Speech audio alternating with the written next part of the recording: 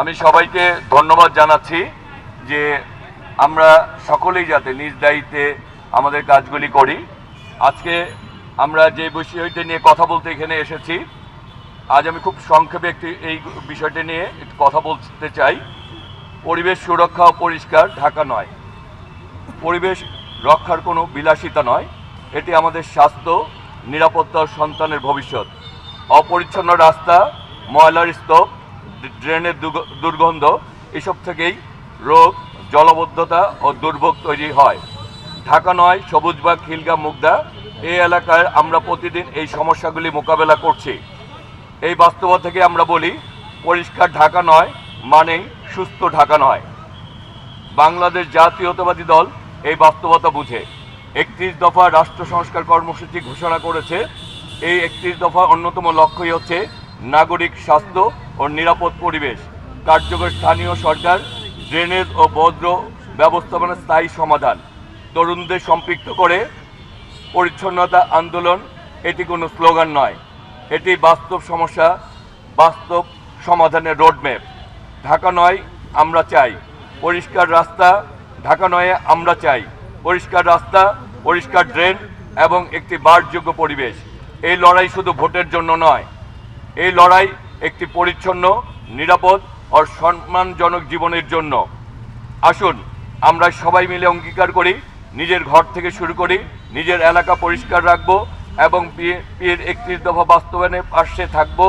ঢাকা নয় আমাদের, পরিষ্কার রাখাও দায়িত্ব আমাদের। আমরা আমাদের দায়িত্ব যদি সুচারুরূপে পালন করি, আমরা এই আন্দোলন আমরা যদি নিজেরা প্রথম শুরু করি এবং আমাদের বাসাবাড়ির থেকে শুরু করি এবং সমাজের আমরা সকলকে অংশগ্রহণ করার জন্য উদ্বুদ্ধ করি, আমরা যদি আমাদের নিজেদের দায়িত্ব পালন করি এবং পরবর্তীতে আমরা এইটিকে সামাজিক আন্দোলনে সকলকে সম্পৃক্ত করি এবং যে আমাদের যে স্থানীয় সরকার যে প্রতিষ্ঠানগুলি রয়েছে এগুলিকে সকলকে সমন্বয় করে আমরা যদি আমাদের কাজগুলি সঠিকভাবে করতে পারি, ইনশাল্লাহ সবাই মিলে আমাদের এই সীমিত সম্পদের সর্বোচ্চ ব্যবহারের মাধ্যমে অগ্রাধিকার ভিত্তিতে আমরা এগিয়ে যেতে পারবো। তবে আমাদেরকে আমাদের নিজেদের দায়িত্বের ব্যাপারে সচেতন থাকতে হবে। আমরা আমাদের বাসা থেকেই আমাদের এই আন্দোলন শুরু করতে হবে, যাতে আমরা আমাদের ময়লা আবর্জনা আমাদের পরিষ্কার পরিচ্ছন্নতার দিকে খেয়াল রাখি এবং সবাই মিলে এক এক করে এটার সাথে সবাইকে সম্পৃক্ত করে আমরা যাতে এগিয়ে যাই। আমরা আগামীর বাংলাদেশকে গড়তে চাই, আগামীর বাংলাদেশ আমরা ঢাকা নয়কে গড়তে চাই। আমরা এই এলাকার পরিচ্ছন্নতা চাই, পরিবেশকে সুন্দর রাখতে চাই।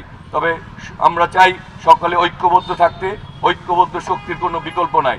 সবাই আমরা ঐক্যবদ্ধ থাকবো, আমরা যা কিছু ভালো তার সাথে থাকবো, যা কিছু খারাপ তাকে পরিহার করব। ইনশাল্লাহ আমরা সবাই মিলে একটি সুন্দর ঢাকা নয় গড়ে তুলব, সেই প্রত্যাশা জানিয়ে আপনাদের আজকের এই যারা এই কর্মসূচির আয়োজন করেছেন তাদের প্রতি কৃতজ্ঞতা জানিয়ে, যারা উপস্থিত হয়েছেন সবার প্রতি অনেক অনেক কৃতজ্ঞতা, ভালোবাসা জানিয়ে আজকের মতো বিদায় নিচ্ছি। সবাই ভালো থাকবেন।